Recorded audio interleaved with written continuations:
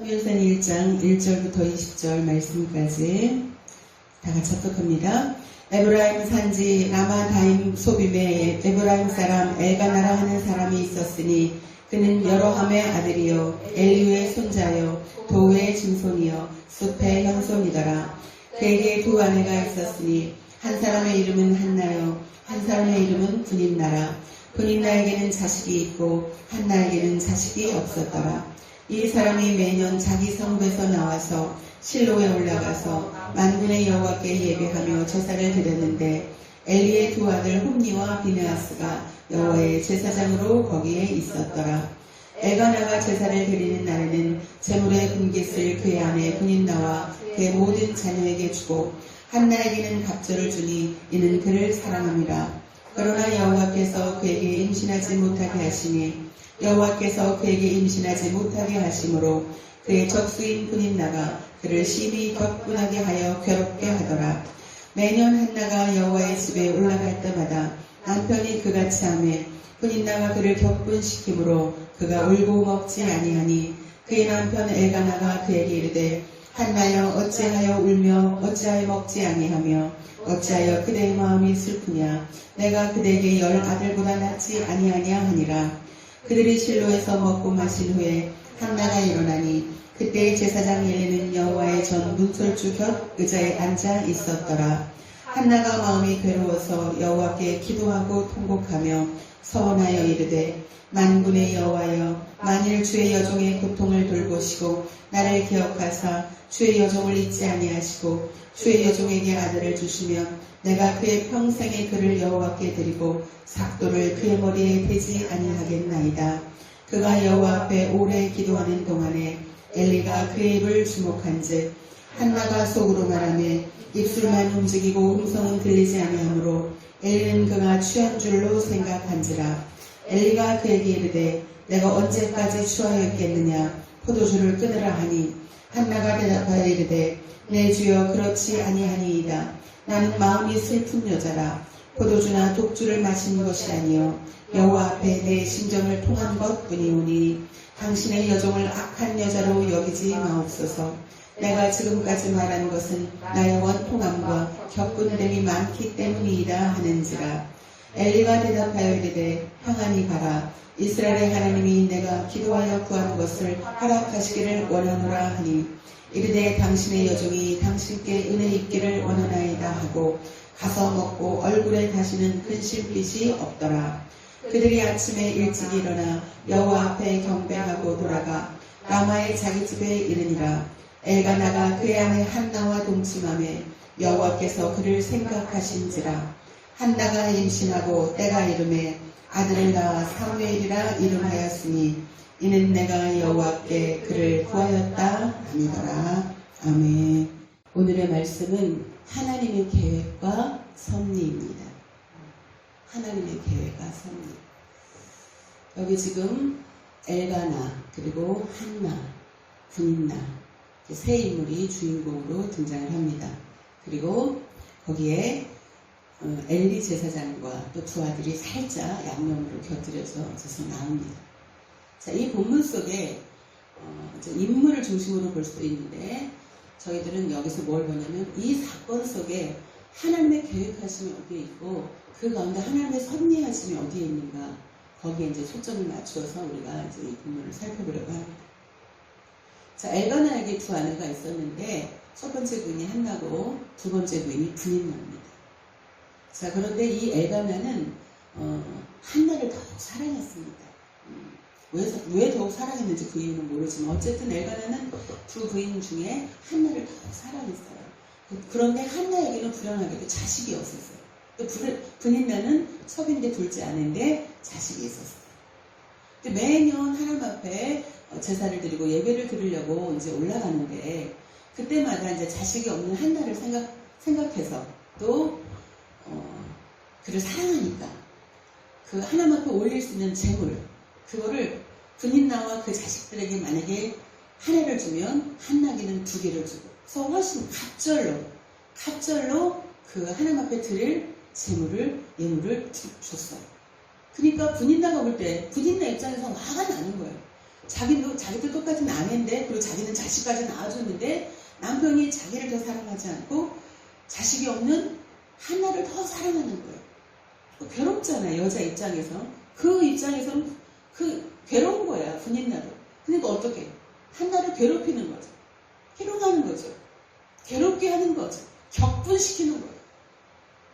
한나는 자식이 없는 것도 가슴이 아프고 원통한데 이 분인나가 자꾸 자기를 괴롭히니까 또 죽겠는 거예요. 막 마음이 요동치고 격분이 되는 거예요.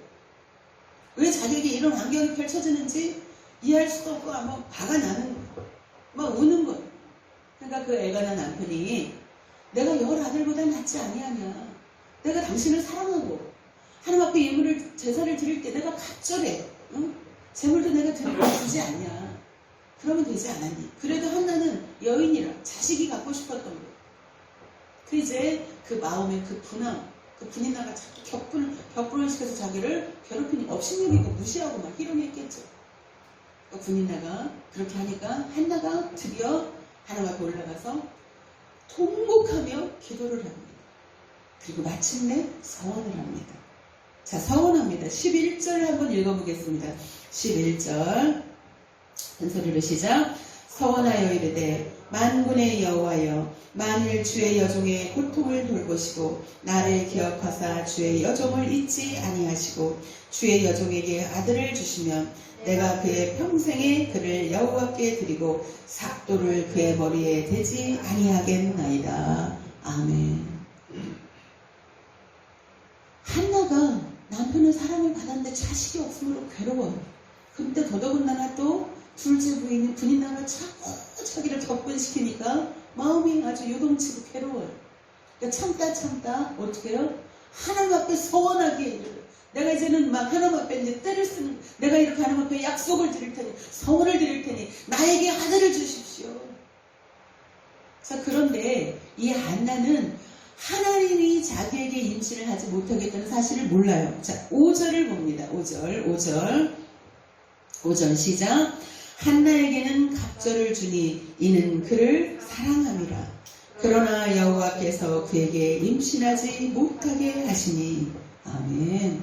자, 한나가 임신을 못한 거는 자연의 이치로 여자에게 그 육체적인 그 몸에 생식기에 문제가 있어서 아이를 못 낳을 수 있잖아요. 그런데 그는 멀쩡했어요. 건강했어요. 그런데 하나님이 한나에게 임신을 하지 못하게 하신 거예요. 왜 못하게 하셨을까? 이유가 있는 거예요. 한나를 괴롭게 하기 위해서, 분인나와 막 다투게 하기 위해서. 그게 하나님의 목적이 아니었죠. 그 당시에 제사장들을 통해서 이제 하나님이 이제 직접 통치하지 않고 사람을 세워서 그 사람을 통해서 이제 그 백성들을 치리했단 말이에요. 사사시대예요. 사사시대.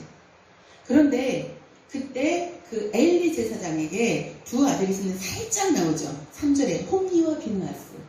이들이 굉장히 타락을 했어요.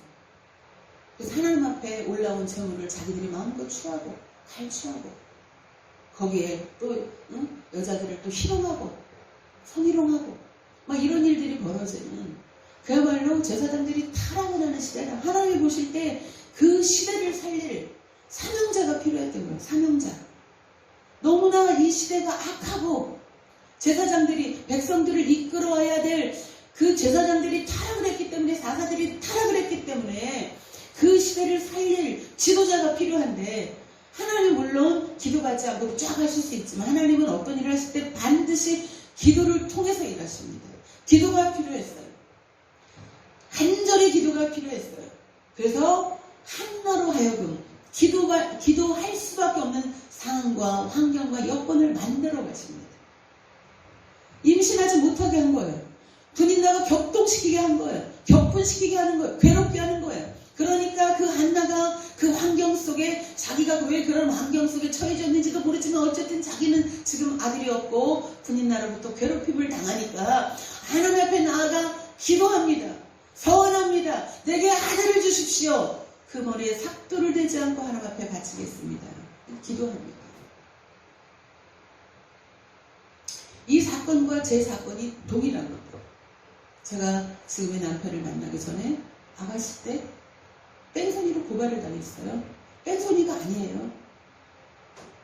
살짝 부딪힌 것도 아니에요. 그냥 자기가 일부러 와서 내 차를 댔어요.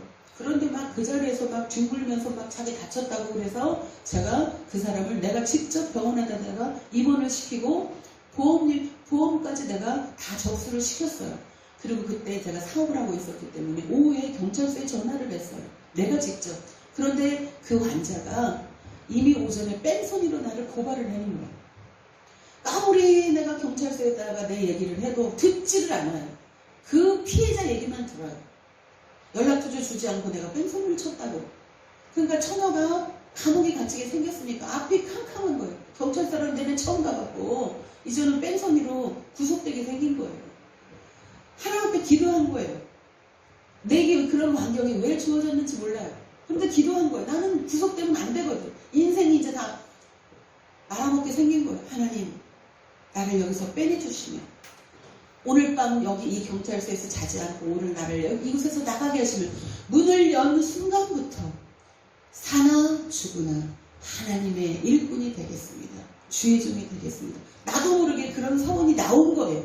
왜? 눈앞이 캄캄하니까. 내가 뺑소니를 치지도 않았고 그가 억지를 부리면서 꾀를 부리는데도 불구하고 내가 병원에 입원시키고 보험에 접수까지 하고 그리고 내가 경찰서에 직접 좀 늦게 신고를 했는데 그 사람이 일부러 나를 뺑소니로 고발을 해가지고 꼼짝없이 구속이 되게 생겼는 거예요. 하나님 왜 그 사건을 만드셨을까 내게. 그렇게 하나님 앞에 서원할 수밖에 없는 환경을 하나님 만드신 거예요. 그래서 제가 또 이렇게 주의 종이 돼서 오늘 이 단에서 말씀을 전할 수 있는 거예요. 하나님 왜 그 환경을 내게 만드셨을까? 하나님이 오늘 왜 한나에게 이 환경을 만드셨을까? 임신을 못하게 하고 분인나로 하여금 격분을 시켜서 고통을 당하게 왜 하나님이 한나에게 만드셨을까? 우리는 때로는 어떤 그 어려운 환경을 만나면 그 이유를 모르고 그 어려움 당한 그때만 생각하고 막 원망합니다. 불평합니다. 하나님 왜 내가 그래도 나름 잘 열심히 정시를 하는데 왜 내게 이런 고통을 주십니까? 왜 내게 이런 환경을 주십니까? 라고 우리가 원망하고 불평할 수 있는데 이렇게 쭉 돌이켜보면 그 속에 하나님의 계획과 섭리가 있다라는 거예요. 지금 한나는 하나님의 한나의 그 여인의 기도가 필요했어요. 서원 기도가 필요했어요. 아들을 주십시오. 그 머리에 삭도를 대지 않고 하나님께 바치겠습니다. 이 기도가 필요했던 거라 그 환경을 연출하신 거예요. 여러분에게 어떤 환경이 주어집니까? 갑자기 왜 내게 이런 환경이, 왜 내게 이런 것들이, 이런 문제들이 내게 생길까? 그런 환경과 문제를 만나면 잠깐 멈추고 하나님 앞에 기도하기 원합니다. 하나님, 내게 왜 이 문제를 허락하셨습니까? 참새 2마리가 한 아사리온에 팔리는 것도 하나님 허락하신 가운데 있는 거예요. 자, 한나가 임신하지 못한 거 하나님의 계획 가운데 있었던 거예요. 그 시대를 살릴 시대적 사명자가 필요했던 거예요. 기도하는 자가 필요했던 거예요. 그래서 한나라는 인물을 택해서 하나님이 계획하시고 섭리하셨던 거예요. 저 개인적인 인생을 봐도 그런 어떤 사건을 만나서 하나님과 서원할 수밖에 없도록 만든 거예요. 그래서 내가 주의 종이 되겠다. 살아도 주의 종이 되겠다. 죽어도 주를 위해 살겠다. 작정하게 된 거예요. 서원하게 된 거예요. 우리 인생의 삶에 있어서 어떤 문제를 만났다. 우연은 없습니다.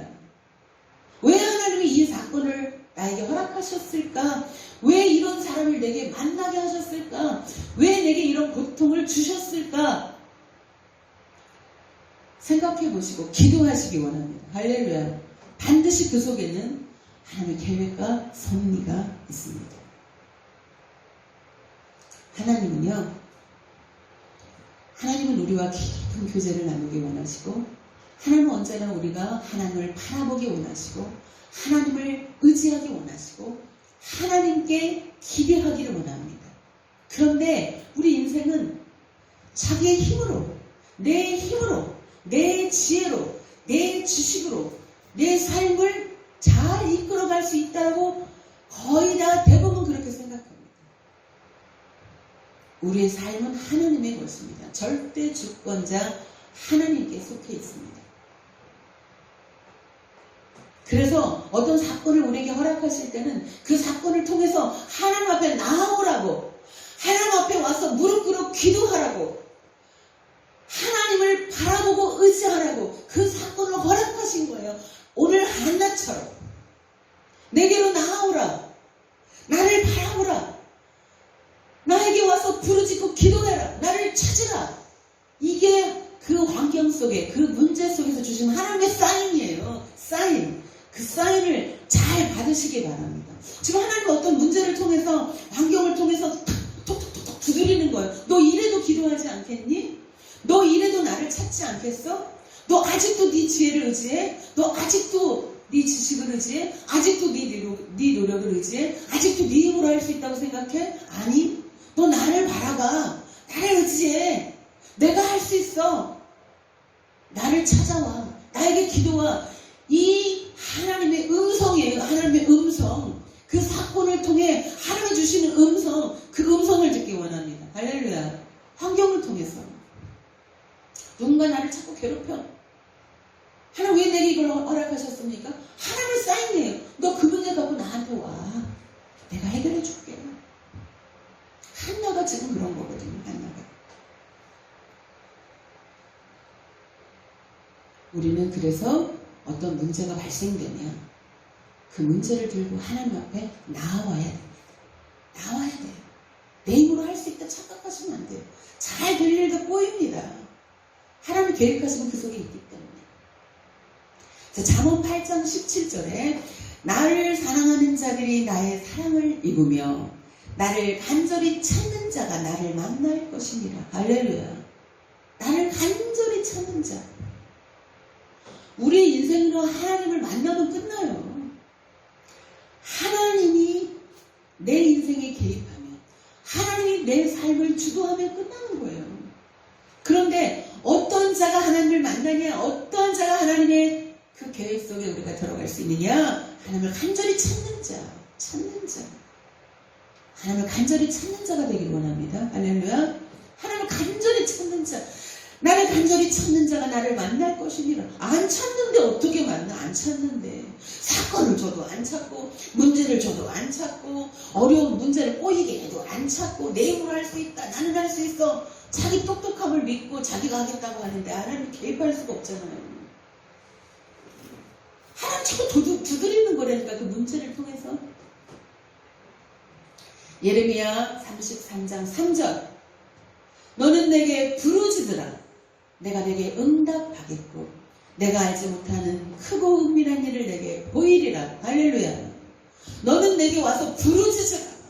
처음에는 어떤 사건을 가지고 와서 부르짖어. 그 문제 때문에. 그런데 그 문제를 갖고 기도하다 보면 성령님을 만나고 그 성령님의 인도한 가운데 내가 생각하지도 못했던 하나님의 크고 놀라운 비밀을 깨닫게 한다는, 만나게 된다는 거예요. 하나님 우리에게 어떤 문제를 줄 때는 그 문제를 가지고 내 앞에 나오라고, 나한테 와서 부르짖으라고 문제를 주시는 거거든. 그런데 와서 이제 처음에는 그 문제를 위해서, 문제 해결을 위해서 막 기도해. 그러다가 그 문제를 해결을 받죠. 그런데 하나님이 원하는 건 뭐냐? 그 속에서 기도하는 가운데 내가 정말 생각하지도 못했던 일들을 하나님께서 부어주시는 거야. 크고 은밀한 일들을 깨닫게 하시는 거야. 놀라운 비밀들을 깨닫게 하시는 거야. 그것 때문에 우리에게 어떤 문제를 주시는 거예요. 기도하라고, 그 문제거리를 가지고 하나님 앞에 나오라고. 어떤 문제가 우리의 삶 속에 벌어지거든. 그 문제를 가지고 하나님 앞에 나오시기 원합니다. 기도하시기 원합니다. 기도하지 않는데 어떻게 응답이 있습니까? 우리는 착각합니다. 하나님 알아서 다 해주실 거야. 기도하지 않는데 어떻게 알아서 다 해줘요? 하나님 알아서 해주는 부분이 있죠. 너희는 먼저 그의 나라와 의를 구하라. 그리하면 이 모든 것을 너에게 더하시리라. 더해주십니다. 그런데 앞에 전제 조건이 있어요. 하나님을 바라보지도 않고, 하나님을 의지하지도 않고, 하나님께 기도하지도 않는데 그냥 알아서 척척척척척 만사 형통. 그런 하나님이 아니세요. 착각하면 안 돼요. 기도할 때 응답이 있습니다.